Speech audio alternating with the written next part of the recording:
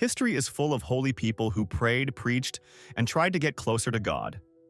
And then there were these people, the ones who lived on pillars, flew out of coffins, roasted alive with a joke ready, or turned religion into absolute chaos. These are 32 of the weirdest monks and religious figures in history, and honestly, some of them sound made up. 1. In 258, during Emperor Valerian's crackdown on Christians, a deacon named Lawrence was ordered to hand over the church's wealth to Rome.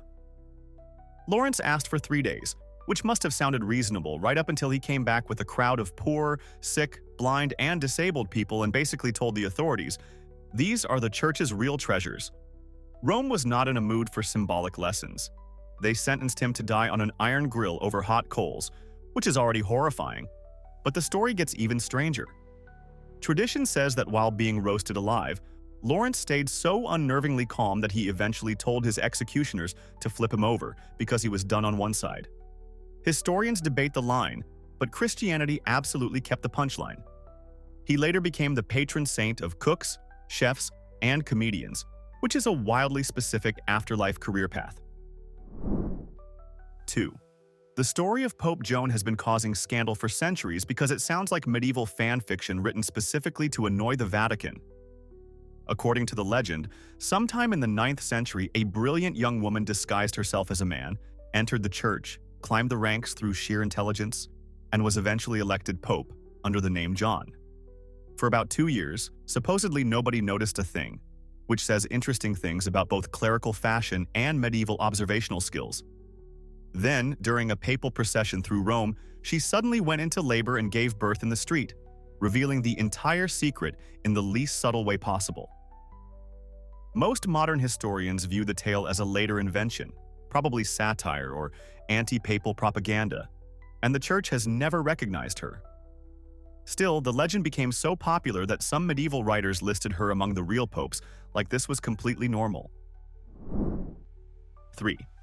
Pope John XII became pope around 955, probably while still in his teens, and he treated the office less like the head of Western Christianity and more like the keys to the most chaotic palace in Europe.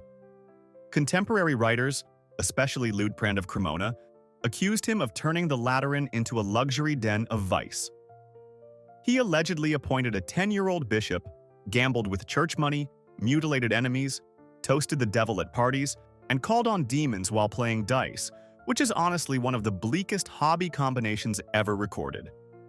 He was also said to have ignored basic religious duties whenever it inconvenienced him. Attempts to discipline him went nowhere because John had the confidence of a man who had never once confused recklessness with a problem. His end matched the rest of his life. Most accounts say he died after a stroke while in bed with another man's wife, though some say the husband helped speed things up. 4. In the 5th century, near Thessaloniki, in what is now Greece, a monk named David apparently decided that ordinary monastic isolation was still too social. His solution was not a cave, not a hut, not a mountain retreat. He climbed into an almond tree and stayed there for 3 full years. That earned him the name David the Dendrite, which basically means David the Tree Guy. From those branches he prayed, meditated, and endured everything the local weather could throw at him, from summer heat to Balkan storms, without coming down. Instead of people dismissing this as spectacularly impractical behavior, his reputation for holiness just kept growing.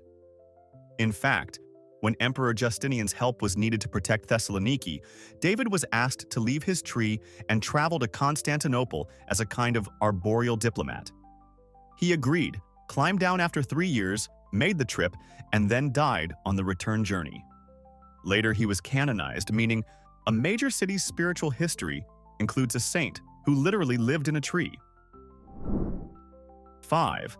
Anne Lee was born poor in Manchester in 1736, worked in textile mills, never learned to read or write, and was pushed into a marriage she did not want. After 4 pregnancies ended with the deaths of all her children, she became convinced that sex itself was the root of human misery, which, given her life, was not exactly a random conclusion. She joined the Shakers, then known as the Shaking Quakers, and rose to leadership claiming divine visions that identified her as the female embodiment of Christ's second coming. In 1774, she led followers to America and built communities based on celibacy, shared property, gender equality, ecstatic worship, and craftsmanship, so good people still admire their furniture. At their height, the Shakers had thousands of members. The only tiny flaw was that a religion built around absolute celibacy eventually runs into a math problem. By the 20th century, the movement had nearly vanished because banning reproduction is not, strictly speaking, a growth strategy. 6. In 1096, before the real armies of the First Crusade were even organized, a scruffy preacher called Peter the Hermit managed to whip ordinary people across France and Germany into a religious frenzy so intense that tens of thousands started marching toward Jerusalem with almost no training, no planning, and apparently no map. Peasants, tradesmen, women, elderly people, even children joined what became known as the People's Crusade. It was a catastrophe almost from the first step. They had terrible supplies, little discipline, and only the vaguest sense of how far away the Holy Land actually was. On the way, mobs massacred Jewish communities in the Rhineland, leaving a trail of horror long before they reached enemy territory. When they finally entered Anatolia, the Seljuk Turks crushed them near Sivito. Thousands died in a single disaster. Peter survived only because he had gone back to Constantinople to ask for more supplies. He later joined the proper crusade, but history still remembers him as the man who preached an army of civilians straight into slaughter. 7. Pope Leo X, born Giovanni de' Medici, became pope in 1513 and seemed to view the papacy as a deluxe Renaissance membership package. He is often credited with saying, "God has given us the papacy, let us enjoy it," and that was not an empty slogan. Leo threw magnificent banquets, spent money like consequences were for lesser mortals, and reportedly drained the treasury in about 2 years. He sponsored art, music, poetry, and transformed the papal court into something that felt less like a spiritual command center and more like an outrageously expensive cultural resort. The detail that really captures him, though, is his elephant. In 1514, the King of Portugal sent Leo a white Indian elephant named Hanno. Leo adored the animal, paraded him through Rome, gave him lavish quarters, and reportedly grieved deeply when Hanno died 2 years later. Raphael even designed a memorial. Somewhere in Germany, Martin Luther was watching this circus and taking very angry notes. 8. In the 1830s, a Chinese scholar named Hong Xiuquan kept taking the imperial civil service exams, which were basically the gateway to status, power, and a respectable future. He failed once, failed twice, failed a third time, and then failed again, which would be crushing for anyone. But Hong responded by having a total physical and mental collapse. During a feverish breakdown, he experienced visions of a golden-bearded father and an elder brother handing him a sword and ordering him to destroy demons. Years later, he read a Christian tract and suddenly decided the mystery was solved. The father was God, the elder brother was Jesus, and Hong himself was Jesus' younger brother sent to build a heavenly kingdom on earth. Naturally, this did not stay theoretical. He gathered followers, founded the Taiping Heavenly Kingdom, and launched a massive rebellion against the Qing dynasty. The war lasted 14 years and killed around 20 million people. One failed exam turned into one of the deadliest conflicts in human history, which is an almost offensively dramatic overreaction. 9. Bodhidharma, the semi-legendary monk credited with bringing Chan Buddhism from India to China, ended up becoming one of the foundational figures behind what later developed into Zen. His image across East Asia is unforgettable. Fierce eyes, thick beard, the expression of a man who has absolutely no patience for your nonsense. According to legend, Bodhidharma spent 9 years meditating while facing a cave wall, which already sounds like a challenge designed by someone who hates comfort. But somewhere in the middle of this epic stillness, he fell asleep. Instead of treating that as a normal biological event, he was supposedly so furious at himself that he cut off his own eyelids and threw them to the ground. Then the myth takes a wonderfully bizarre turn. From the place where the eyelids landed, tea plants began to grow. So in one tradition, the origin of tea is not agriculture, trade, or botany. It is one monk getting so angry about dozing off that the world somehow ended up with green tea. 10. Pope Benedict IX managed to make papal history look like a badly supervised inheritance dispute. He became pope around 1032, and while scholars disagree on his exact age, everyone agrees he was absurdly young, possibly around 20, with some medieval writers pushing the number down into almost unbelievable territory. His reputation was catastrophic. Contemporary critics accused him of robbery, murder, and behavior so disgraceful that one bishop described him as a demon wearing priestly clothes, which is not the sort of review you want carved into history. But the really unhinged part is that Benedict was pope 3 separate times. He was driven out of Rome, then returned. Later, he apparently wanted to marry, so he sold the papacy to his own godfather, who became Gregory VI. Then Benedict changed his mind, came back again, and tried to reclaim the office he had literally sold. 3 papacies, 1 sale, and not a shred of embarrassment. He remains the only pope known to have sold the throne of St. Peter like spare furniture. 11. Girolamo Savonarola arrived in late 15th century Florence and looked at one of the richest, most beautiful, most pleasure-loving cities in Europe, and basically announced that everybody needed to stop having fun immediately. A Dominican friar with a terrifying intensity, he denounced the Medici, the clergy, the wealthy elite, and even the Pope with a confidence that felt almost apocalyptic. And somehow, Florence listened. By 1494, he had enormous influence over the city. His followers, nicknamed the Weepers, went through the streets seizing cosmetics, mirrors, musical instruments, luxury clothing, paintings, books, and anything else considered morally dangerous. All of it was piled high and burned in the famous bonfire of the vanities. Priceless art probably vanished in those flames, possibly including works tied to Botticelli. But the man who tried to purify Florence by fire ended up consumed by the same logic. Pope Alexander VI excommunicated him, public opinion turned, and in 1498 Savonarola was hanged and burned in the very square where he had torched everyone else's pleasures. History has a mean sense of symmetry. 12. People love talking about Simeon Stylites and his 37 years on a pillar, but St. Alypius took one look at that feat and apparently thought, nice warm-up. Alypius was a 6th century ascetic from Adrianopolis in what is now Turkey, and as a young man he climbed onto a pillar of his own and basically stayed there for the rest of his life. He stood on that platform for 53 years, exposed to sun, rain, wind, cold, and the general reality that human legs were not engineered for this kind of commitment. Eventually, his feet gave out, which is honestly less shocking than the fact that they lasted that long. But instead of climbing down and embracing the ground like a sane person, Alypius simply lay on his side and continued living on the pillar for another 14 years.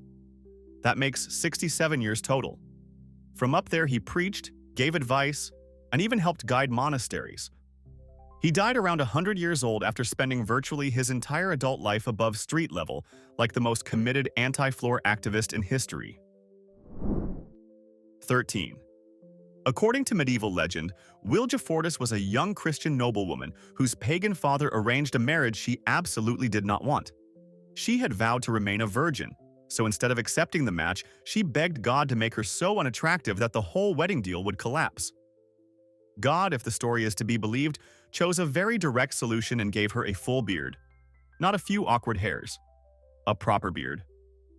The prospective groom took one look and decided maybe destiny had other plans. End of problem, you would think. Unfortunately, her father reacted with the emotional maturity of a man who could not process divine facial hair and had her crucified.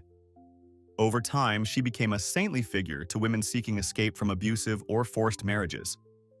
Historians suspect the entire story grew out of confusion over a robed image of Christ that people misread as a bearded woman on a cross. Even so, the legend survived because medieval Europe, apparently, knew a powerful symbol when it saw one. 14. Saint Drogo's life sounds like a medieval biography, written by someone determined to win the suffering competition. Born in 12th century Flanders, he entered the world with immediate tragedy because his mother died giving birth to him, and later stories say he spent much of his youth burdened by guilt over something that was very obviously not his fault. He became a shepherd and a pilgrim, traveling barefoot to Rome again and again in acts of penance. Then he was struck by a severe disfiguring illness, possibly a hernia or some extreme skin disease, which made his appearance so disturbing that people were frightened by him. Drogo responded by withdrawing into a tiny cell built into the wall of a church in the Seburg. He lived there for 40 years, surviving on barley water, and communion passed through a small opening. He never left, even when the church caught fire. Today, he is the patron saint of shepherds, coffeehouses, and unattractive people, which is such a strangely specific portfolio that you almost have to respect it.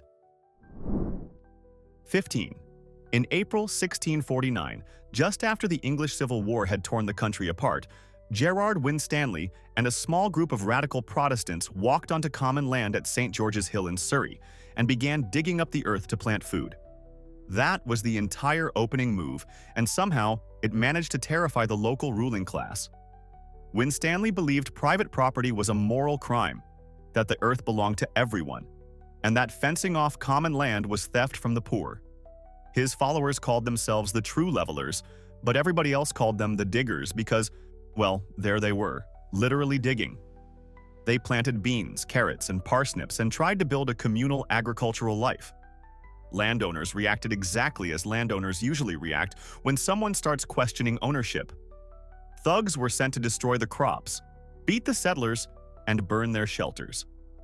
The movement was crushed within a year, but Winstanley's ideas survived and later helped inspire socialist and anarchist thought. Few people have ever caused so much ideological panic with vegetables. 16. In 6th century Ireland, St. Kevin of Glendalough was deep in prayer inside his little stone cell overlooking the valley, with one arm stretched out through a window and his hand open toward the sky. At some point, according to legend, a blackbird landed on his hand and decided this was excellent property.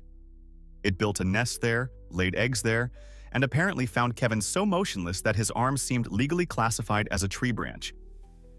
Now, a normal person would gently move the bird and continue being holy in a more practical way. Kevin did not do normal.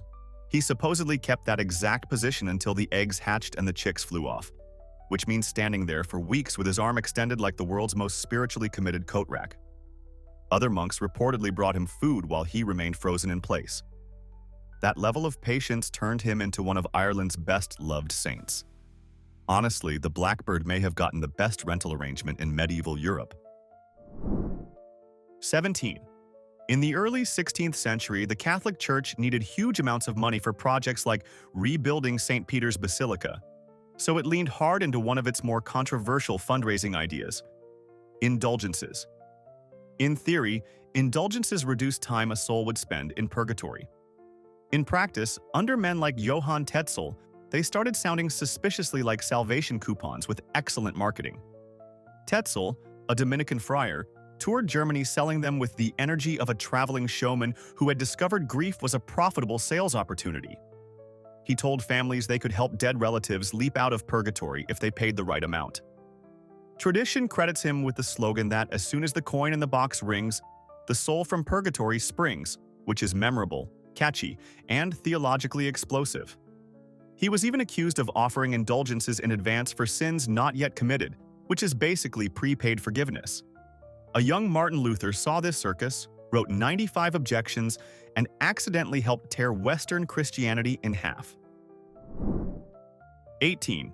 Around 423 in northern Syria, a monk named Simeon decided that the best way to get closer to God was to get farther away from absolutely everyone else in the most literal vertical sense possible. So he climbed onto a pillar. Then he stayed there for 37 years. At first the pillar was modest, but as his fame grew, supporters built it higher until it reached around 50 feet. Up there, Simeon lived on a tiny exposed platform with no real shelter, barely enough room to lie down, and no escape from weather, flies, or the human body's increasingly desperate complaints. He prayed, fasted, preached to crowds below, and answered theological questions shouted up from the ground like some sort of extremely inconvenient spiritual customer service desk. Accounts say his legs became ulcerated and infested, and worms sometimes fell from his wounds onto pilgrims, who regarded this as a blessing, which really tells you how differently late antiquity handled boundaries. When he died in 459, 600 soldiers escorted his body. He may have been the first true religious celebrity, powered almost entirely by altitude. 19. In 1233, Pope Gregory IX issued a decree called Vox in Rama, describing the alleged rites of a German heretical sect, and the details sound less like sober investigation and more like a fever dream assembled by someone who had not slept in days. The document claimed these heretics kissed a giant toad, embraced a ghostly pale figure, and encountered a black cat linked with the devil. Historians still debate how broadly the decree was meant to apply, and whether it launched anything like an official anti-cat campaign. But one thing is clear: medieval Europe increasingly associated cats, especially black cats, with witchcraft, heresy, and demonic danger. Large numbers were killed, and that cultural suspicion lasted for centuries. Then comes the grim irony people love pointing out. Fewer cats can mean more rats, and more rats can mean more fleas carrying plague. The connection gets simplified in popular history, but Gregory's era undeniably helped poison Europe's view of cats. Imagine accidentally contributing to pandemic conditions because you let theological paranoia ruin everyone's opinion of house pets. 20. During the Black Plague in the 14th century, with towns collapsing into terror and mass death, some people became convinced the only way to stop God's wrath was to punish themselves in public as brutally as possible. These were the flagellants. They marched from town to town in huge processions, stripped to the waist, chanting hymns while whipping themselves with leather scourges tipped with metal until blood ran down their backs. Crowds gathered to watch the spectacle, some horrified, some inspired, many joining in. At their height, they moved in the thousands across Germany, the Low Countries, France, and beyond, turning Europe into a traveling festival of guilt, pain, and bad epidemiology. Church authorities initially tolerated them, then realized this was spiraling far beyond official control. In 1349, Pope Clement VI condemned the movement as dangerous and unauthorized. The darkest twist is that by traveling in dense groups from place to place, the flagellants likely helped spread the very plague they believed they were trying to stop. Nothing says medieval crisis like converting public health disaster into a mobile self-whipping tour. 21. In 1534, a Dutch tailor named Jan van Leyden arrived in the German city of Munster and within months turned it into one of the most deranged religious experiments in European history. The city had already fallen under radical Anabaptist control. But after the original leader died, John stepped in, declared himself the prophetic king of the New Zion, and began ruling like a man who had mistaken revelation for personal branding. He introduced compulsory polygamy, conveniently claimed divine backing, and took 16 wives for himself. When one displeased him, he had her publicly beheaded, which really did clarify the atmosphere.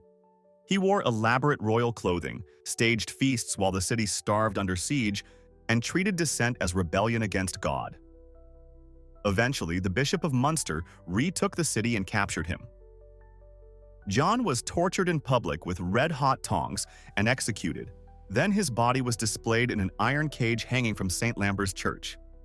The cage is still there today, a permanent reminder that charismatic certainty and total power remain a terrifying combination.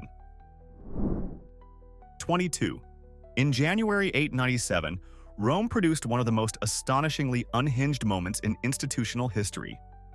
Pope Stephen VI ordered the corpse of his predecessor, Pope Formosus, to be dug up from the grave after about 9 months underground. The decomposing body was dressed in papal robes, propped on a throne inside St. John Lateran, and put on trial. Yes, an actual trial. Because the defendant was dead and not especially responsive, a deacon had to stand behind the corpse and answer the charges on its behalf, which is the sort of detail that makes the entire episode feel invented even though it was real. Stephen screamed accusations, declared Formosus guilty, cut off the fingers used for blessing, stripped the body, dragged it through the city, and threw it into the Tiber. Unsurprisingly, the Roman public found this whole performance revolting. The cadaver synod became a scandal so huge that Stephen was soon overthrown, imprisoned, and strangled.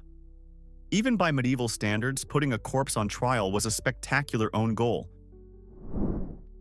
23. In 13th century France near Lyon, local peasants developed deep devotion to a saint named Guinefort, which would sound ordinary if Guinefort had been a person. He was not. He was a greyhound. According to the story, the dog saved a baby from a snake, but the child's father came home, saw blood on Guinefort's mouth, assumed the worst, and killed him in a burst of tragic stupidity. Only then did he discover the child alive and the snake dead. Locals decided the dog had died a martyr's death and began visiting his grave, especially bringing sick children there in hopes of healing. The church was deeply unimpressed. A Dominican inquisitor named Stephen of Bourbon discovered the cult, condemned it, destroyed the shrine, and forbade the devotion. That should have ended it. It did not. People kept venerating Guinefort in secret for centuries, all the way into the 20th century. The official church said absolutely not. Rural communities replied, in essence, he saved the baby, and he is still a very good boy. 24. Pope Urban VI was elected in 1378 as a reform candidate, but almost immediately he began behaving like a man who had been handed supreme power and lost the remaining thread connecting him to emotional stability. He shouted at cardinals, humiliated bishops, and terrified allies with eruptions of rage and suspicion. Even by the standards of a very turbulent church, Urban stood out as alarming. When some cardinals finally did conspire against him, partly because living under him had become unbearable, Urban had them arrested and tortured. Chroniclers describe him walking in a garden reading prayers aloud, while the screams of the accused came from nearby chambers, and even raising his voice so he would not have to hear them clearly. Several were executed, though some accounts leave their exact fate murky. His violent instability helped deepen the crisis that became the Western Schism, when rival popes ruled from Rome and Avignon. Few leaders have done more to persuade their own colleagues that one pope was somehow too much pope for the church to survive. 25. In the 6th century, a Syrian ascetic named Simeon spent years in the desert practicing severe self-denial. But when he returned to city life in Emesa, he chose an even stranger discipline.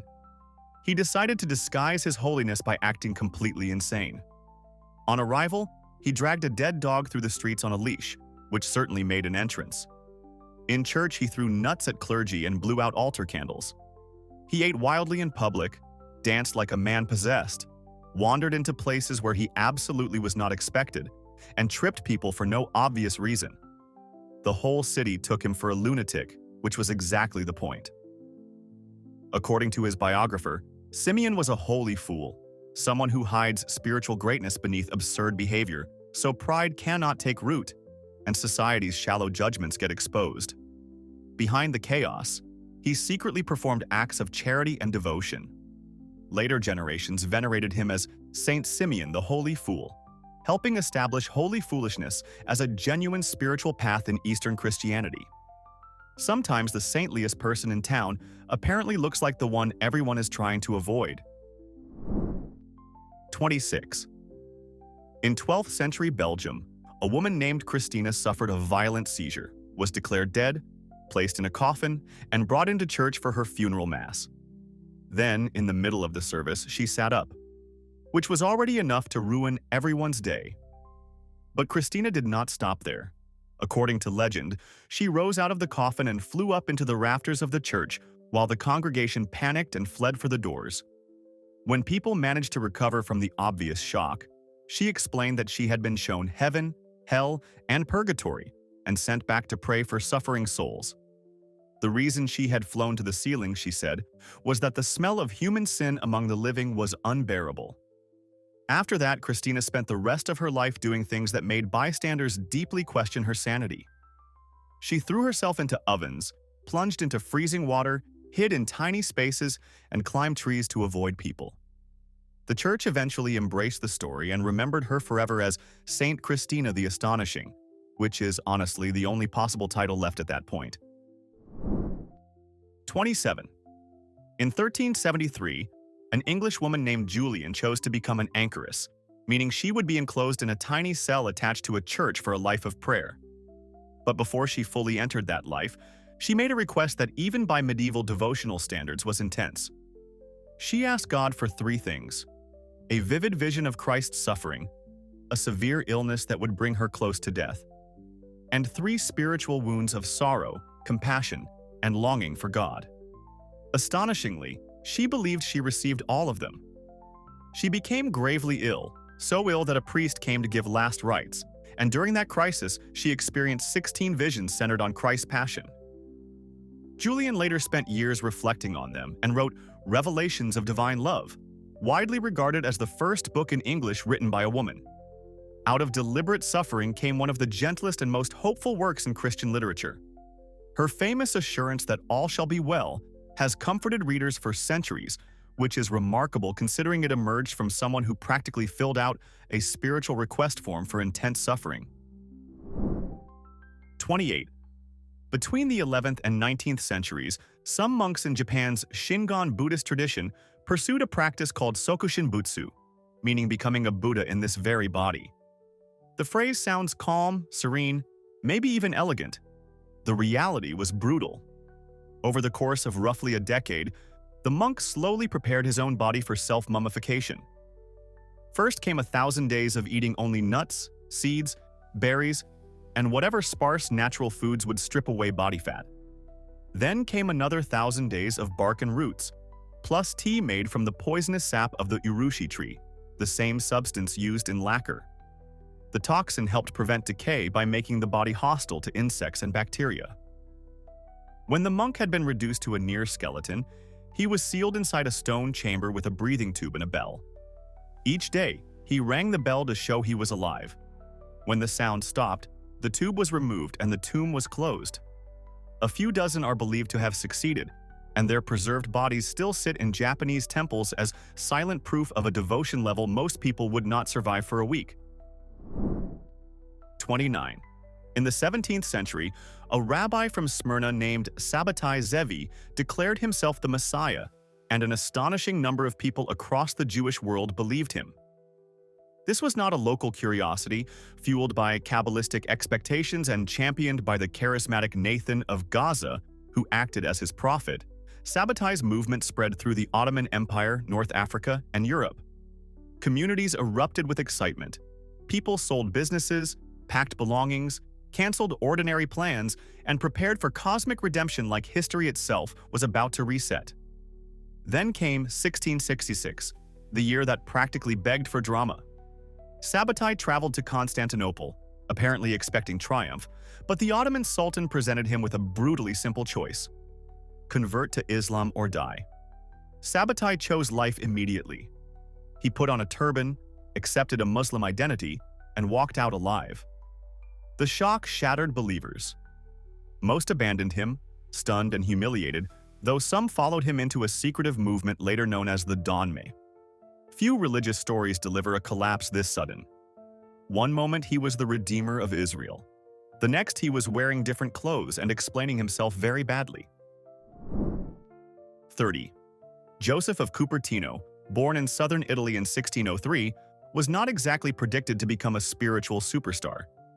He was absent-minded, painfully slow in his studies, and considered such a burden that even his own mother reportedly said so. The Franciscans rejected him for being too dim, and he finally got into religious life through humbler work with the Capuchins. Then, everything became gloriously strange. Joseph was said to levitate during prayer. Not in some poetic, metaphorical sense. Witnesses in his canonization process claimed he literally rose off the ground whenever religious emotion overwhelmed him. He reportedly drifted through the air, hovered during Mass, and once flew from the middle of a church toward the altar. Church authorities did not react by celebrating a miracle-themed tour. They were disturbed enough to isolate him from public worship for years. Even his priestly exams became legendary because he passed only after being asked the single topic he happened to know. The church later canonized him anyway, and now he is the patron saint of air travelers and students sitting exams, which is comforting because his life suggests that confusion, panic, and accidental success have all been spiritually recognized. 31. On January 1st in 404, the Roman Colosseum was once again filled with spectators eager to watch gladiators kill each other for entertainment, a tradition that had soaked Roman culture in blood for centuries. In that crowd was a monk named Telemachus, who had come to Rome from the eastern part of the empire. When the fighting began, he could not bear it. Instead of staying safely horrified like everyone else, he pushed through the audience, climbed into the arena, and placed himself between the fighters, shouting for the violence to stop in Christ's name. The crowd reacted exactly like a crowd that had paid for blood and suddenly received a sermon. According to the historian Theodore, spectators stoned him to death right there on the sand. But the story does not end with the mob. Tradition says Emperor Honorius was so shaken by Telemachus' sacrifice that he issued a ban on gladiatorial combat. After roughly 500 years of organized killing as public sport, one unarmed monk walking into the arena may have helped end it. That is a staggeringly effective protest. 32. Along the Ghats of Varanasi, there exists a small and deeply unsettling ascetic tradition within Hinduism, known as the Aghori. Their core belief is brutally simple. Nothing in existence is impure, and the quickest path to liberation is to confront everything human beings fear, reject, and label disgusting. So they do not avoid death.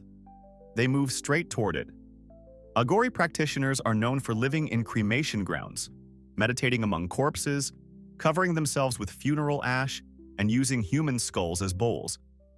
Some accounts also describe ritual consumption of flesh taken from corpses found near the river or at cremation sites, acts meant not as horror for its own sake, but as a direct rejection of social taboos. To them, there is no sacred separation between bread and dead flesh because all matter is divine. Mainstream Hindu society usually keeps its distance from the Aghori, and it is not hard to see why. Yet this tradition has endured for centuries, with no interest in becoming less extreme, less transgressive, or more polite for outside observers. So, who was the most completely unhinged one here, and who did we leave out that absolutely deserved a spot on this list? Not the polite answer. I mean the one religious figure in history who makes all of these people look almost normal. Drop that name in the comments. And if you want more bizarre, absurd, and unbelievable history, hit like and subscribe.